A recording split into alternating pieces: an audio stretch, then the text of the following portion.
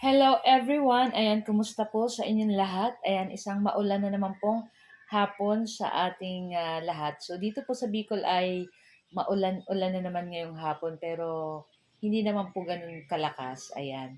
So ayan, for today's video ay tara at samahan niyo po ako magluto nitong ating isa na namang napakasarap na ulam.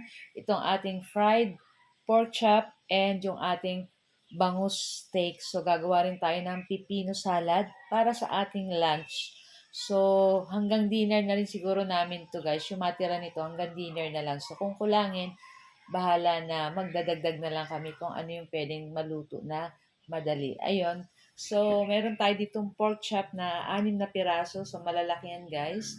Tapos, ano ko lang yan sa konting asin. Tapos, gumamit tayo ng breading mix. Tapos, harina. Bago natin pigprito, ayan, ano muna natin sa i-coat muna natin yung ating breading mix para mas masarap at mas crunchy yung ating pork chop. Tapos, ayan, nagbalat na ako nitong ating pipino. So, meron tayong 2 pirasong pipino. So, lalagyan po natin yan ng kamatis at sibuyas para mas masarap. So, babalatan lang po natin lahat yung ating pipino. Then, i-slice lang po natin ng parang medyo malalaking pa-cubes-cubes. Ayan, so tanggalin lang natin yung balat, tinisan natin. And then yung ating kamatis, meron tayong 3 piraso. Tatanggalin lang natin yung buto. Tapos itong ating pipino, ayan, pig-slice na natin. And yung ating kamatis, in-slice na rin natin ng pa-cubes. Tapos, pipigaan natin ng isang malaking kalamansi itong ating pipino salad. Tapos nilagyan ko na rin itong ating puting sibuyas para mas masarap. So lalagyan lang po natin yan ng asin at paminta sa pangpalasa. Ayan. Para masarap po yung ating pipino. So ayun na, pinigaan na natin ng isang malaking kalamansi. Tapos naglagay na tayong paminta at asin. So napaka-perfect po yan sa fried pork chop. So ayun na nga at naprito na rin natin dyan yung ating bangos. Hindi ko na guys na videohan kasi uh, isang ano lang, wala yung alalay ko, kaya ako lang solo. Kaya ayan.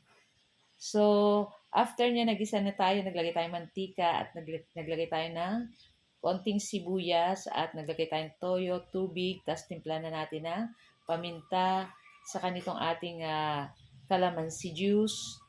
Ayan, tapos naglagay ako ng liquid seasoning, tapos sugar.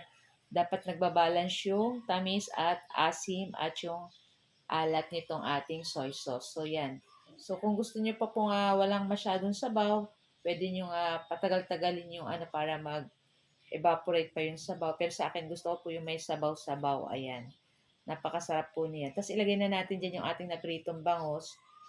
Pa-boneless ko na guys para walang tinik-tinik. Tapos, nilagay ko na rin dyan yung ating puting sibuyas. Siyempre, dapat marami. Kasi pag marami pong sibuyas sa steak, mas masarap po yan. So, pwede na po natin yan hanguin at ready to serve na rin to guys. At syempre, excited na rin po kaming kumain nito. And congratulations po sa ating top sharer si Ma'am Salve and kay Leo Vargas sa laging nagsishare ng ating video. So guys, thank you for watching. Bye! Ciao!